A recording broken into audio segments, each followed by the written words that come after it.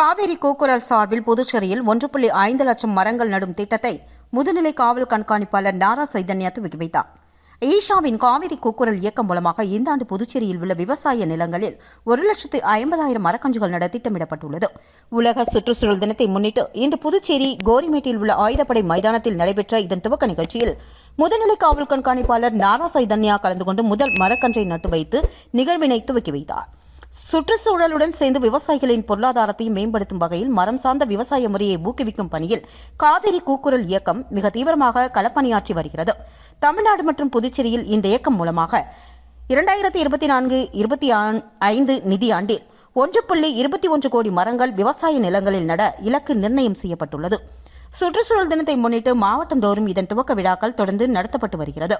இவ்வியக்கம் மூலமாக கடந்த ஆண்டு புதுச்சேரியில் மற்றும் 1 லட்சம் மரங்களும், தமிழ்நாடு மற்றும் புதுச்சேரியை சேர்த்து 1,10,00,000 மரங்களும் விவசாய நிலங்களில் நடப்பட்டுள்ளது குறிப்பிடத்தக்கது. ஈஷா 2002ஆம் ஆண்டு முதல் சுற்றுச்சூழல் மேம்பாடு மற்றும் மரம் நடும் பணிகளை தொடர்ந்து மேற்கொண்டு வருகிறது.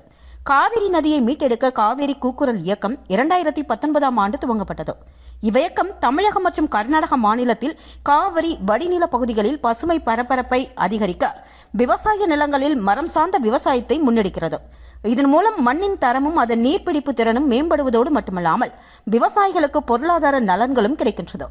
மேலும் இந்த இயக்கம் விவசாயிகள் மரம் நடுவதற்கும் தொடர்ந்த பராமரிப்பிற்கும் தேவையான தொழில்நுட்ப உதவிகளை இலவசமாக வழங்கி வருகிறது. மண்ணுக்கேற்ற மரங்கள் தேர்வு, நீர் மேலாண்மை, களை மேலாண்மை, ஊடுபயிர் சாகுபடி போன்ற ஆலோசனைகளையும் காவேரி கூக்குரல் பணியாளர்கள் விவசாய நிலங்களுக்கு சென்று வழங்கி வருவது குறிப்பிடத்தக்கது.